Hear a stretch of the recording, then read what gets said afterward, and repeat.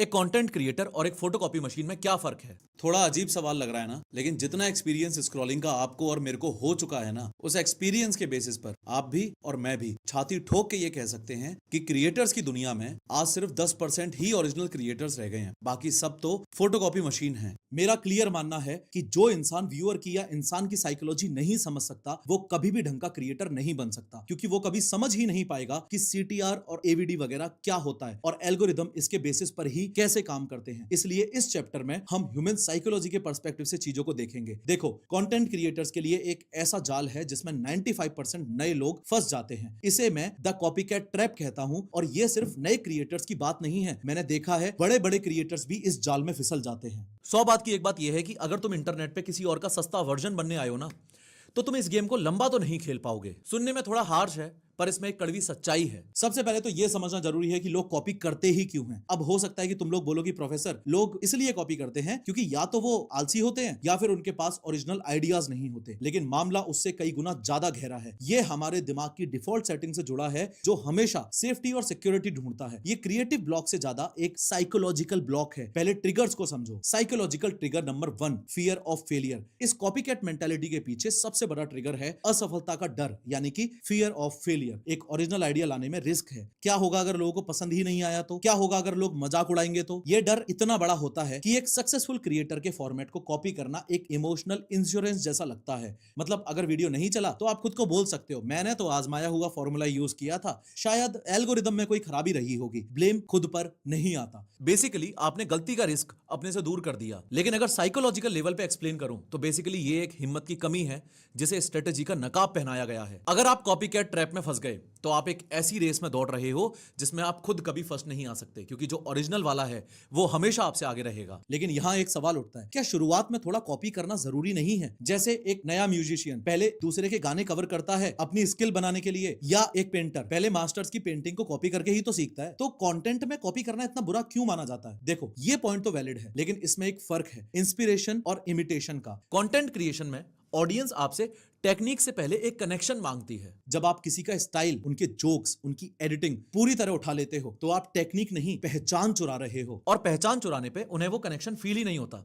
उन्हें बस एक खोखलापन महसूस होता है। सीखने के लिए स्टडी करना ठीक है, लेकिन मार्केट में उसे बेचना ये गलत है। Psychological trigger 2, shortcut mentality. दूसरा ट्रिगर है शॉर्टकट की लत। हम एक ऐसी दुनिया में रहते हैं जहां हर चीज इंस्टेंट है। हमें हैक चाहिए, ट्रिक चाहिए, 10 दिन में वायरल होने का फॉर्मूला चाहिए। इंटरनेट पर जो कंटेंट क्रिएटर्स के गुरुज बन के बैठे हैं ना, उन्होंने तुम्हें ये सिखा दिया कि भैया ये एक फॉर्मेट है, इस पर 10 मिलियन व्यूज आते हैं, इसे एज इट इज शेप दो। ये एक जुगाड़ माइंडसेट है। ये इतना टेम्पटिंग है कि जब आप देखते हो कि किसी ने खास तरह का वीडियो बनाया और वो हिट हो गया, तो दिमाग कहता है अरे मेहनत क्यों करनी है, बस यही कर लो। ये पाथ ऑफ लीस्ट रेजिस्टेंस है। पर प्रॉब्लम ये है कि कंटेंट में शॉर्टकट एक भ्रम है। ये आपको शॉर्ट टर्म व्यूज दे सकता है, लेकिन ये आपकी लॉन्ग टर्म ग्रोथ को शॉर्ट सर्किट कर देता है, क्योंकि आप स्किल नहीं बना रहे, आप बस एक ट्रेंड पर सवार हो रहे हो। और ट्रेंड, जैसा कि हम जानते हैं, हमेशा बदलते रहते हैं। Psychological trigger number 3, impostor syndrome. तीसरा रीजन जो मुझे लगता है, जो कि सबसे इंपॉर्टेंट और सबसे रिलेटेबल भी है, वो है पहचान का भ्रम, यानी कि इंपोस्टर सिंड्रोम। कई क्रिएटर्स को अंदर ही अंदर ये विश्वास नहीं होता कि उनकी अपनी आवाज, उनके अपने एक्सपीरियंसेस, उनके अपने थॉट्स वैल्यूएबल हैं। वो सोचते हैं मैं कौन हूं कुछ नया बोलने वाला, मुझ में ऐसी क्या खास बात है जो लोग मुझे सुनेंगे। और इसमें सबसे हैरान करने वाली बात पता है क्या है? सबसे हैरान करने वाली बात यह है कि ये सिंड्रोम सिर्फ नए लोगों को नहीं, बहुत सक्सेसफुल लोगों को भी होता है। जैसे अगर आपको कभी स्टेज फियर होता है, 20 लोगों के ग्रुप में बीच में बोलने से डर लगता है, तो अंदर ही अंदर आपको लगता है कि यार मैं इतना इंट्रोवर्ट हूं, मैं तो इतने लोगों के सामने नहीं बोल पाऊंगा। लेकिन साइकोलॉजिकली डीप डाउन ये इंपोस्टर सिंड्रोम का ही दूसरा एग्जांपल है। जब आपको अपनी कीमत पर शक होता है ना,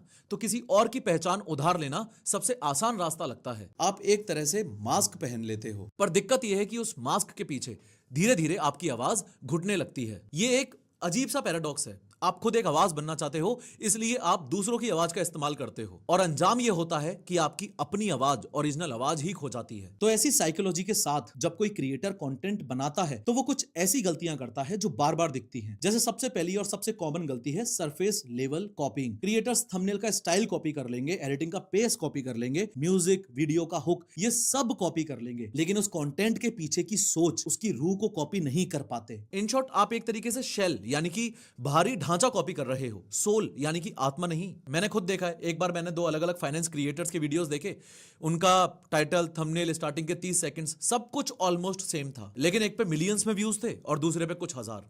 ये फर्क कहां से आया? ये फर्क एकदम साफ था कि पहले वाले ने, मिलियंस वाले ने, उसकी बातों में एक अनुभव झलक रहा था, जबकि दूसरा बस लाइंस बोल रहा था, कनेक्शन जीरो था। ऑडियंस बेवकूफ नहीं है, वो सोल को फील कर सकती है। अथॉरिटी मैटर करती है, कनेक्शन मैटर करता है, नॉलेज और एक्सपर्टीज मैटर करती है। एक रैंडम बिगिनर एजुकेशनल यूट्यूबर से आपको वो वाइब नहीं आ सकती जो कि आपको आईएएस टीचर विकास दिव्य कीर्ति सर की टीचिंग्स में से आती है। दूसरी बड़ी गलती है गलत फेज को कॉपी करना। एक नया क्रिएटर जिसके 1000 सब्सक्राइबर्स हैं, वो उस क्रिएटर को कॉपी करने लगता है जिसके 10 मिलियन है। अब 10 मिलियन वाला क्रिएटर अजीब एक्सपेरिमेंट्स कर सकता है, वो अपनी ऑडियंस के साथ एक ऐसी अंडरस्टैंडिंग डेवलप कर चुका है, लेकिन नए क्रिएटर को पहले विश्वास बनाना होता है, अपनी क्रेडिबिलिटी एस्टेब्लिश करनी होती है। ये एक टाइमिंग मिसमैच का गेम है, जैसे एक बिगिनर बैट्समैन फर्स्ट बॉल पर ही हेलीकॉप्टर शॉट मारने की कोशिश कर रहा हो, क्योंकि उसने धोनी को ऐसा करते हुए देख लिया था, लेकिन वो ये भूल जाता है कि धोनी ने वहां तक पहुंचने के लिए ऐसी हजारों बॉल्स पहले खेली हैं। तीसरी बड़ी गलती है कॉन्टेक्स्ट को नजरअंदाज करना। जो फॉर्मेट एक अमेरिकन ट्रैवल व्लॉगर के लिए काम करता है, जो हाई एंड गियर और ब्यूटीफुल लोकेशंस वो यूज कर रहा है, वो शायद आपके घर के बैकयार्ड में मोबाइल से शूट किए गए वीडियो के लिए काम ना करे। मेरा पर्सनल एक्सपीरियंस है, काफी सारे फॉरेन यूट्यूब चैनल्स जिस टाइप की 3D एनिमेशन डॉक्यूमेंट्रीज बनाते हैं, वो मेरे case professor of how YouTube channel पर यहाँ इंडिया में काम नहीं करती। जो चीज एक कॉमेडी स्केच चैनल पर फनी लगती है, वो एक सीरियस एजुकेशनल चैनल पर अजीब लग सकती है। Context is king. लोग बस व्हाट कॉपी करते हैं, व्हाई और फॉर हुम भूल जाते हैं। चौथी गलती जो सबसे खतरनाक है, वो है वायरलिटी को स्किल समझना। एक वीडियो का वायरल होना कई चीजों का नतीजा हो सकता है, किस्मत, सही टाइमिंग, कोई करंट ट्रेंड या एल्गोरिदम का मेहरबान होना। उसे एक ऐसी स्किल समझ लेना जिसे आप बार बार रिपीट कर सकते हो, ये सबसे खतरनाक भ्रम है। मिस्टर बीस्ट ने खुद ना जाने कितनी बार ये बात अपने इंटरव्यूज में बोली है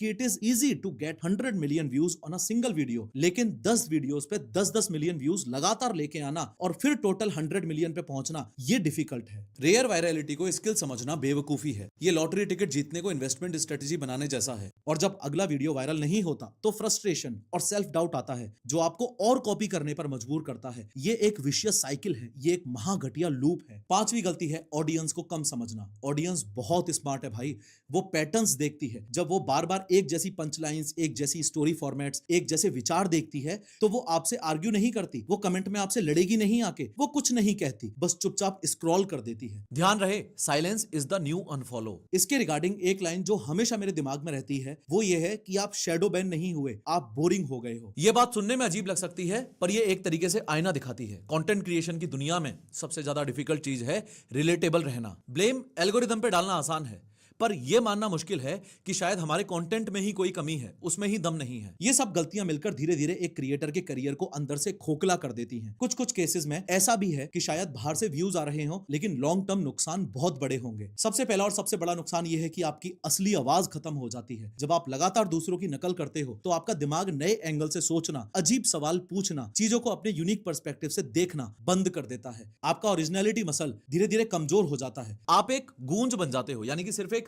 इको बन के रह जाते हो। क्रिएटिविटी, ओरिजिनलिटी, ये सब मर जाती है। दूसरा नुकसान, आप एक ब्रांड न्यू कमोडिटी बन जाते हो। मार्केट में दो तरह की चीजें होती हैं, ब्रांड्स जैसे एप्पल का आईफोन जिसके लिए लोग लाइनों में लगते हैं, और कमोडिटीज जैसे सड़क पर बिकने वाला एक नॉर्मल फोन। है तो दोनों फोन सी, लेकिन एक ब्रांड है और एक कमोडिटी। फर्क क्या है? ब्रांड की एक पहचान है, एक स्टोरी है, एक ट्रस्ट है, लेकिन कमोडिटी रिप्लेसेबल है। अगर एक दुकान पे चार्जर नहीं मिला, आप दूसरी दुकान से ले लोगे। अगर एक दुकान पे फोन नहीं मिला, आप दूसरी दुकान से ले लोगे। आपको फर्क ही नहीं पड़ेगा कमोडिटी के केस में। जब आप कॉपी करते हो तो आप एक रिप्लेसेबल कमोडिटी बन जाते हो, यानी कि अगर आप वीडियो डालना बंद कर दोगे तो ऑडियंस किसी और की वीडियो देख लेगी जो वैसा ही आपके जैसा कंटेंट डाल रहा है। रूल ऑफ थंब ये है कि बस बेटर बनने की रेस में ये नहीं भूलना है कि लॉन्ग टर्म गेम वो कंटेंट क्रिएटर खेलेगा जो यूनिकनेस मास्टर करेगा। अगर आप दूसरा MKBHD बनने की कोशिश करोगे तो लोग हमेशा आपको असली MKBHD से कंपेयर करेंगे और उस कंपैरिजन में आप हमेशा हारोगे। लेकिन अगर आप पहले आप बनने की कोशिश करोगे तो उस गेम में कोई कंपटीशन ही नहीं है। बहुत माइक्रो निश हैं जिनमें कोई इंसान क्रिएटर बन सकता है। आगे बात करेंगे अपन इस कोर्स में उस बारे में। तीसरा नुकसान है क्रिएटर बर्नआउट। किसी और का मुखौटा पहनकर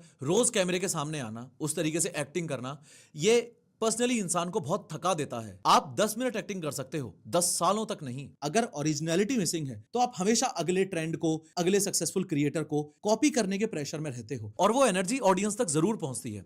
जो क्रिएटर अपने कंटेंट को लेके खुद पहले से एक्साइटेड नहीं है, वो ऑडियंस को कैसे एक्साइटेड कर सकता है? कभी नहीं कर सकता। वो एनर्जी फेक नहीं की जा सकती। धीरे धीरे आपको अपने ही काम से नफरत होने लगती है, क्योंकि वो आपका है ही नहीं।